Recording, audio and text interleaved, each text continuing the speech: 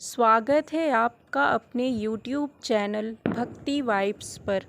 आज मैं आप सभी को बताऊंगी वो 10 दान कौन से हैं जिसको करने से पितर हो जाएंगे प्रसन्न और आपको देंगे शुभ फल, जिससे आपके जीवन में पितृदोष एवं काल सर्प दोष से भी आपको मुक्ति मिलेगी एवं माता लक्ष्मी की कृपा बरसेगी। इस साल श्राद्ध पक्ष 14 अक्टूबर को समाप्त हो रहा है, तो इस दौरान आपको किन किन वस्तुओं का दान करना है और क्या है हिंदू धर्म में पितृपक्ष में दान का महत्व, चलिए जानते हैं इस बारे में। मान्यता है कि दान से पितरों की आत्मा को संतुष्टि मिलती है और काल सर्पदोष और पितृदोष भी समाप्त होता है।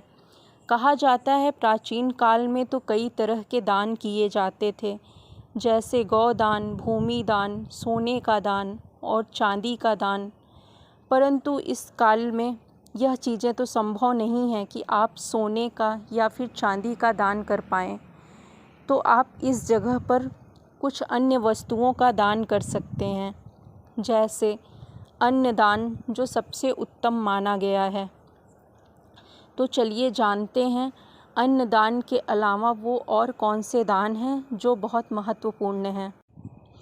दानों में गौदान, भूमि दान, तिल का दान, स्वर्ण का दान, घृत का दान, धान्य का दान, गुड़ का दान, रजत का दान, लवण का दान प्रमुख बताया गया है।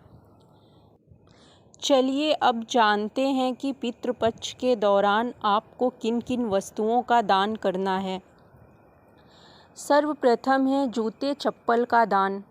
पूर्वजों के निमित्त और उनकी आत्मा की शांति के लिए जूते या चप्पल का दान भी कर सकते हैं, जिससे पितर प्रसन्न होते हैं। मान्यताओं के अनुसार ऐसा करने से घर में सुख, शांति और खुशहाली आती है। शनि और राहु दोष से भी समाप्ति होती है। चलिए अब जानते हैं दूसरे महत्वपूर्ण दान के बारे में। जिसे भी भोजन कराया जा रहा है उसे जूते चप्पल के अलावा वस्त्र का भी दान करना चाहिए। वस्त्र दान में धोती, टोपी, गमछा दिया जाता है। कहते हैं पितर अपने वंशजों से वस्त्र की भी कामना आदि करते हैं, इसलिए वस्त्र दान को भी महत्वपूर्ण दान में माना गया है।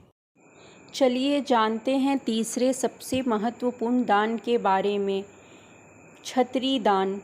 श्राद्ध कर्म में और मनुष्य की मृत्यु के बाद एकादशाह श्राद्ध 11वें दिन और शय्या दान में छाता और जूता का दान करने की प्रथा है। मान्यता है कि यम मार्ग में पितरों की छाते से ग्रीष्म के ताप और वर्षा से रक्षा होती है। यह भी कहा जाता है कि इससे पितरों की छत्र छाया बनी रहती है। चलिए जानते हैं अब चौथे महत्वपूर्ण दान के बारे में। काला तिल का दान। काले तिलों का दान करने से व्यक्ति को ग्रह और नक्षत्र बाधा से मुक्ति तो मिलती ही है, साथ ही यह दान संकट, विपदाओं से रक्षा करता है। तर्पण करने के दौरान यह कार्य किया जाता है, तो काले तिल का दान बहुत ही आवश्यक माना गया है। चलिए अब बात करते हैं पांचवें दान के बारे में। घृत दान अर्थात घी का दान। गाय के घी का पात्र सहित दान करने से इससे गृहकाल नहीं होती है और पारिवारिक जीवन खुशहाल होता है, तो घी का दान भी बहुत अधिक महत्वपूर्ण माना गया है। अब जानते हैं छठवें दान के बारे में। गुड़ का दान। इससे पितरों को विशेष संतुष्टि प्राप्त होती है। इससे घर में सुख शांति का वातावरण बना रहता है। ऐसा करने से गृह क्लेश भी दूर होते हैं। घर में माता लक्ष्मी का वास होता है और शनि देव की भी कृपा होती है। तो चलिए अब जानते हैं 7वें नंबर के दान के बारे में। इसमें किसी अनाज अथवा दाल, चावल या आटे आदि का दान किया जाता है। इससे वंश वृद्धि में किसी भी प्रकार की रुकावट नहीं होती है और पितर आशीर्वाद देते हैं। तो यह दान भी बहुत महत्वपूर्ण है। चलिए अब जानते हैं 8 नंबर दान के बारे में। नमक का दान। नमक का दान करने से प्रेत बाधा और आत्माओं से मुक्ति मिलती है। चलिए जानते हैं अब 9 नंबर दान के बारे में। चांदी या सोने का दान। कहा जाता है स्वर्ण दान करने से सूर्य एवं गुरु संबंधी बाधा से मुक्ति मिलती है एवं रोगों से भी मुक्ति मिलती है। वहीं चांदी दान करने से चंद्र ग्रह संबंधी सभी बाधाएं दूर होती हैं तथा माता लक्ष्मी की कृपा होती है। परिवार में शांति, सुख एवं एकता बनी रहती है। स्वर्ण के अभाव होने पर आप पीतल या दक्षिणा दे सकते हैं और चांदी के अभाव में कोई सफ़ेद वस्तु का दान कर सकते हैं, जैसे चावल। चलिए जानते हैं अब गौदान के बारे में।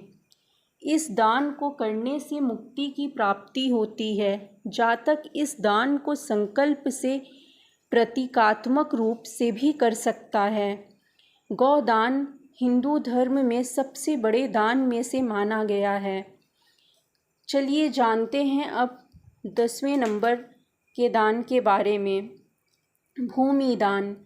भूमि दान की जगह एक गमले में पौधा लगाकर भी दान किए जाने का आजकल प्रचलन है। कहा जाता है जिनको भूमि दान देने का सामर्थ्य नहीं है तो वह गमले का भी दान कर सकते हैं। तो यह वीडियो समाप्त होती है यहीं पर। आप सभी को कैसी लगी यह जानकारी मुझे कमेंट करके ज़रूर बताएं और कमेंट बॉक्स में राधे राधे लिखना मत भूलिएगा। अगर यह वीडियो आपको पसंद आई है तो वीडियो को लाइक करें, शेयर करें और चैनल को सब्सक्राइब ज़रूर करें। राधे राधे।